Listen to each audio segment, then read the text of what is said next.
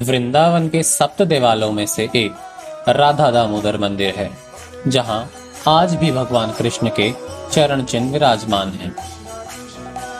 राधा दामोदर मंदिर भगवान श्री कृष्ण और राधा रानी की प्रेम कथा का प्रतीक है और यहाँ की प्रत्येक ईंट से भक्ति की महक आती है। चलिए इस आध्यात्मिक यात्रा की शुरुआत करते हैं और जानते हैं इस मंदिर के अनमोल रहस्यों के बारे में।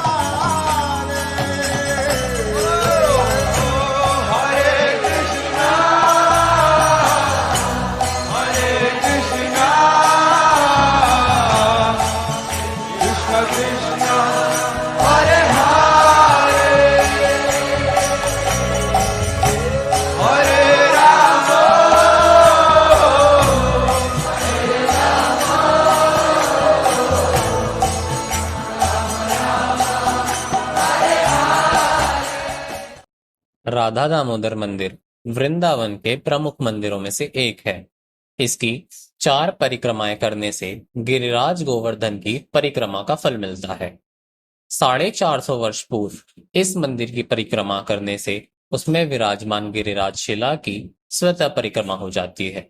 इसकी 1 किलोमीटर से भी कम की 4 परिक्रमाएं करने से श्रद्धालु गिरिराज गोवर्धन की 7 कोस यानी करीबन 21 किलोमीटर लंबी परिक्रमा का पुण्य अर्जित करते हैं।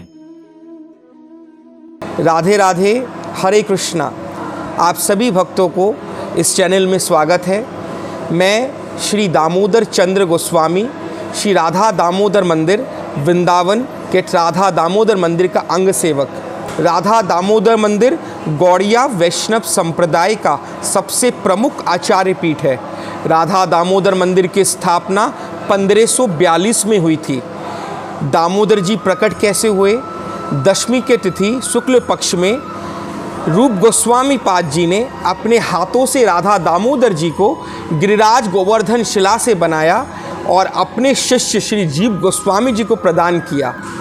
राधा दामोदर जी का अगर आप वर्ण देखेंगे, मंगला के समय, शयन के समय जब उनका श्रृंगार उतरता है, दामोदर जी का वर्ण है ब्राउन, चॉकलेटी, रेडिश। क्यों? गिरिराज गोवर्धन जी भी हमेशा लाल होते हैं, गोवर्धन कभी भी काले नहीं होते हैं, शालिग्राम काले होते हैं। तो राधा दामोदर जी साक्षात गिरिराज शिला से बने हैं और रूप गोस्वामी पाद ने अपने हाथों से बना के श्री जीव गोस्वामी जी को दशमी के दिन प्रदान किया। राधा दामोदर जी, राधा रानी, ललिता सखी श्री जीव गोस्वामी जी के सेवित विग्रह हैं। उसी परंपरा से मैं 16वीं पीढ़ी हूँ, ये सेवा निरंतर चली आ रही है।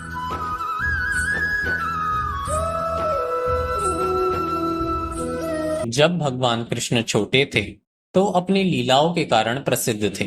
वह अपने नटखट आदतों के कारण गोकुलवासियों के लिए समस्याएं उत्पन्न भी कर देते थे। एक प्रसिद्ध कथा में जब भगवान कृष्ण ने अपने माता पिता को परेशान किया और माखन चुराया तो माता यशोदा ने उन्हें पकड़ने के लिए उनके उदर अर्थात पेट में रस्सी बांध दी। इस घटना के कारण कृष्ण को दामोदर नाम से जाना जाता है। दामोदर का मतलब दाम माने रस्सी, उदर माने पेट। जब मैया यशोदा ने भगवान को दामबंध लीला में ऊखल के संग बांधा दिवाली वाले दिन कार्तिक मास में, तब मेरे ठाकुर का नाम पड़ा दामोदर। राधा दामोदर मंदिर में भगवान कृष्ण और राधा रानी के एक नहीं 4 विग्रह स्थित हैं। राधा दामोदर मंदिर में 4 गोस्वामियों के 4 ठाकुर विराजमान हैं। सबसे बड़े जो ठाकुर हैं कोने में राधा वृंदावन चंद्र कृष्णदास कविराज गोस्वामी के सेवित विग्रह हैं, जिन्होंने चैतन्य चैतामृत ग्रंथ की रचना की। तीसरे ठाकुर राधा माधव जयदेव गोस्वामी के सेवित विग्रह हैं, जिन्होंने गीत गोविंद ग्रंथ की रचना की। चौथे ठाकुर राधा छैल चिकन जी भूगर्भ गोस्वामी के ठाकुर हैं, जिन्होंने भूगर्भ गोस्वामी और लोकनाथ गोस्वामी सर्वप्रथम वृंदावन में आए थे 6 गोस्वामियों से पहले। राधा दामोदर मंदिर में भगवान कृष्ण के चरण चिन्ह भी स्थापित हैं। ये चरण चिन्ह भक्तों के लिए महत्वपूर्ण धार्मिक प्रतीक हैं, जो भगवान कृष्ण की भक्ति और समर्पण का प्रतीक हैं।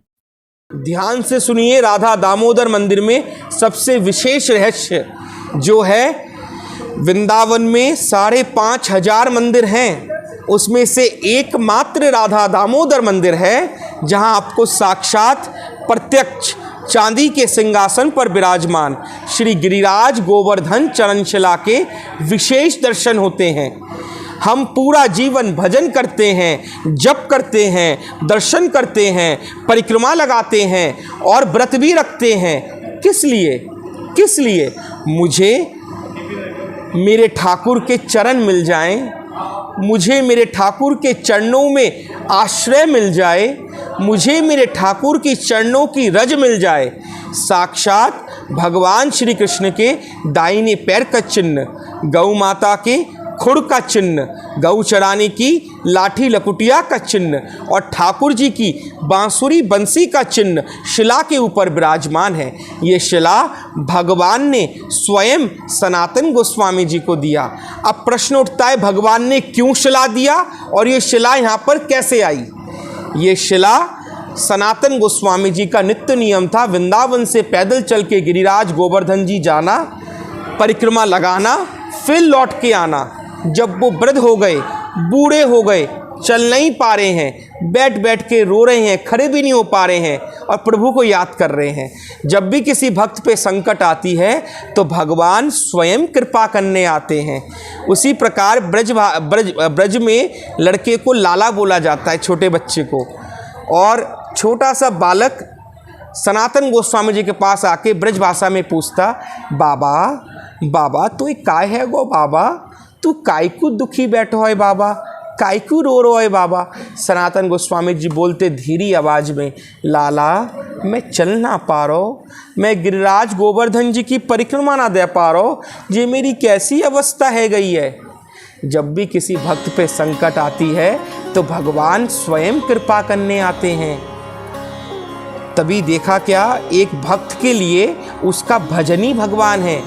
सनातन गोस्वामी जी का नित्य परिक्रमा, उनके लिए वही भजन है। एक ब्रजवासी नित्य यमुना स्नान करते, उनके लिए वो भजन है।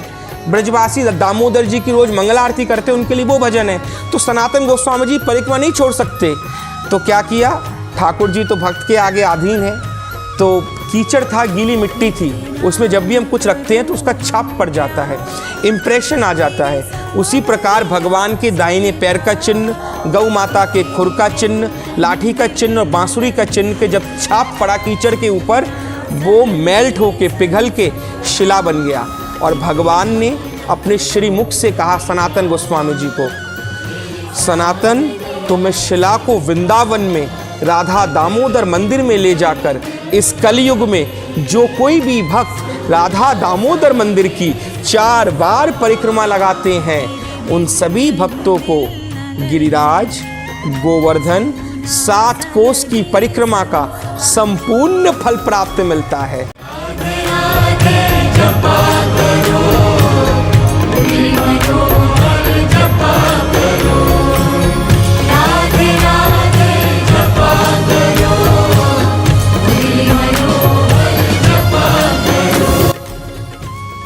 तो ये था राधा दामोदर मंदिर, जो हमें विश्वास दिलाता है कि भगवान भक्त के अधीन है। जब भी भक्तों पर विपदा आई है तो भगवान ने साथ अवश्य दिया है। बोलो श्री राधा दामोदर लाल की जय।